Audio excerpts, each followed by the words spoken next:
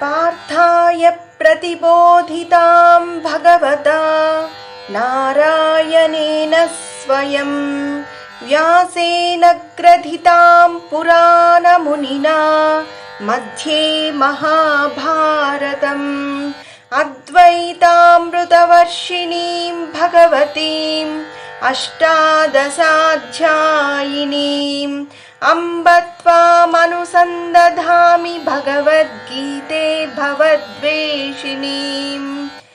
స్వయం భగవంతుడగు శ్రీకృష్ణుని వలన అర్జునునకు ఉపదేశింపబడినట్టియు సనాతన ఋషియకు వేదవ్యాసునిచే మహాభారత మధ్యమున కూర్చబడినట్టియు 18 అధ్యాయములతో నొప్పి అద్వైతామృతమును వర్షించుచు భవతాపములను చల్లార్చునట్టి ఓ తల్లి భగవద్గీత నిన్ను ధ్యానించుచున్నాను.